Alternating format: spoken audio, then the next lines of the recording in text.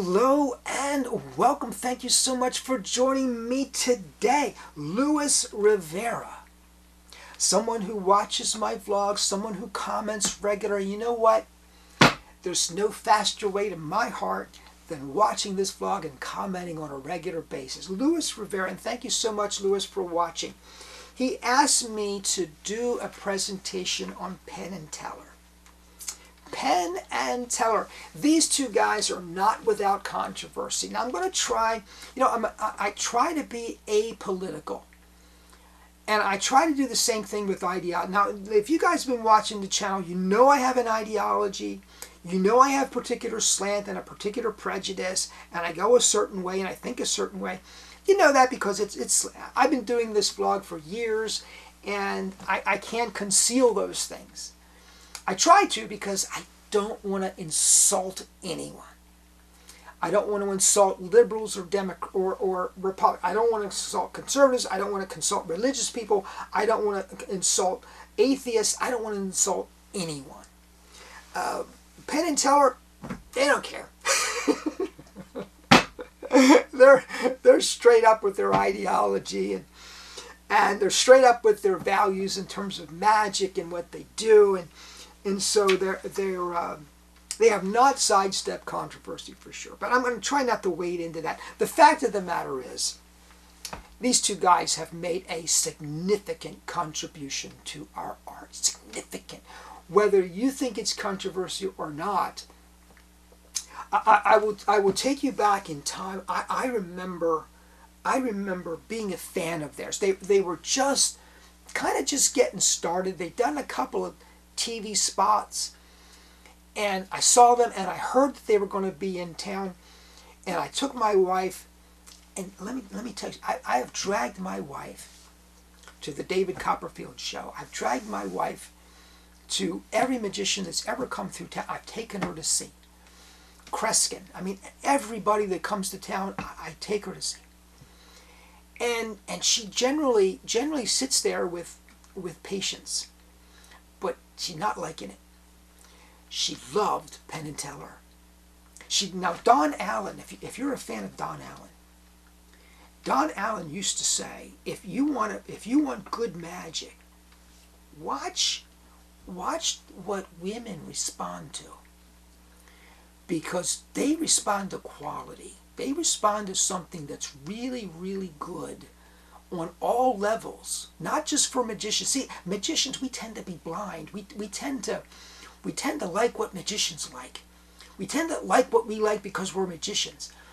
But maybe not just women, but lay people in general. But my wife in particular, because she's just not interested in magic. So when she goes to a magic show and she says, "Oh, that was wonderful," you got something. And that's what Penn and Teller have done. And I'll tell you what else they have done in recent years. They have given magicians, if you want exposure on a national level, you've got an opportunity, and they're giving you an opportunity. And we all owe a debt of gratitude to Penn and Teller. Every magician, every person who loves the art owes something to Penn and Teller. Now that's what I'm going to say. That's what I'm going to say. Now, Penn Jillette was born March 5th, 1955 in Greenfield, Massachusetts. At age 18, he saw a show by the illusionist James Randi. And that defined his life, and that defined his career. He became enamored with James Randi, and he wanted to approach magic. See, this was the influence. James Randi was the influence. You don't want to present magic in such a way that people are confused about whether you're doing tricks or not. And Penn and Teller, they wanted to make sure that people understood what magic was, at least as far as the way they define it. And so they were very clear about the vision they had for what they wanted to present. His approach to magic openly acknowledged deception as entertainment rather than a mysterious supernatural power, and that's become a defining force for them. Gillette regularly acknowledged Randy as the one person on the planet he loved the most besides members of his own family. In 1973, and I did not know this until I did the research for this presentation, in 1973, Penn Jillette graduated from Ringling Brothers and Barnum Bailey Clown College. Now, getting into Clown College is like getting into an Ivy League school. It's not easy to do. They're very selective. And the training is the best in the world, period. So this man has pedigree. Now, Teller, Raymond Joseph Teller, born February 14th, 1948 in Philadelphia, PA. In 1969, he graduated from Amherst College with a Bachelor of Arts in Classics. He became a high school Latin teacher. There you go. Things you may not have known about Penn and Teller. Now let me give you some of their history.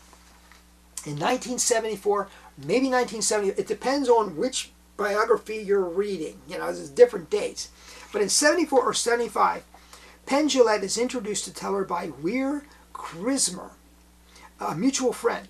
The three then formed a three-person act called Asparagus Valley Cultural Society, which played in Amherst and in San Francisco. In 1977, their TV debut on the Mike Douglas Show, 1977.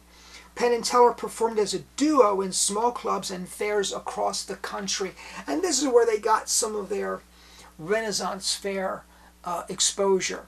And I think there are some training grounds for magicians that are unquestionable. The Renaissance fairs, busking.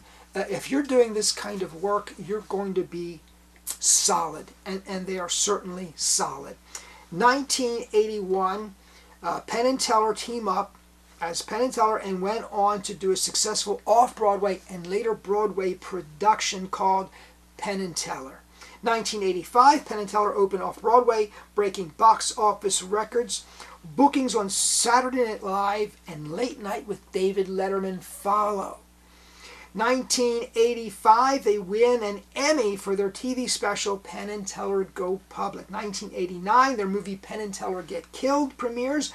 2001, they begin their long-running residence at the Rio Las Vegas, which continues to this day, making them the longest-running headliner in Vegas history. Whoa. Seriously. 2011, Penn and Teller Full Us debuts on TV in the UK. The American version becomes a hit in 2014 on the CW. And I'm telling you, I have seen more magic and been entertained, and I've not met as in person, but I've been introduced to so many different magical talents as a result. It's like the Ed Sullivan Show just for magicians. It's just fantastic. Now, they offer exposure, national exposure, international exposure, and opportunity to magicians everywhere. And I thank you for that. If you ever watch this, I thank you for that. We all thank you for that. We all owe you a debt of gratitude for that. Now, I hear sometimes if you read the magic chat boards, you hear sometimes, well, they want to make magic about fooling people. I don't think that's really, it really defines what they do. I kind of get why people say that, but I don't, I think that might be a slight misunderstanding of what they do. But I don't want that to overshadow the incredible I think history will record that they helped contribute to a renaissance in magic that has been very, very good for magicians everywhere. Now, they've also produced written materials. I don't have a complete list, but I want to give you some.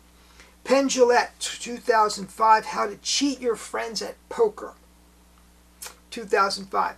Penn, Gillette, and Teller, 1997. Penn and Teller's How to Play in Traffic. Penn, Gillette, and Teller, 1992. Penn and Teller's How to Play with Your Food, in 1989. And yes, they're reverse order by date. 1989, Cruel Tricks for Dear Friends. So folks, I hope you've enjoyed this. Luis Rivera, I hope you did, because I did it for you. But thank you for asking, because it needed to be done. Thank you so much for watching. Please subscribe if you've not done so already. Please comment down below. I can almost hear your comment, because I know Penn and Teller are going to attract some attention. I'm pretty sure of it. Thank you so much. Have a good day, everyone.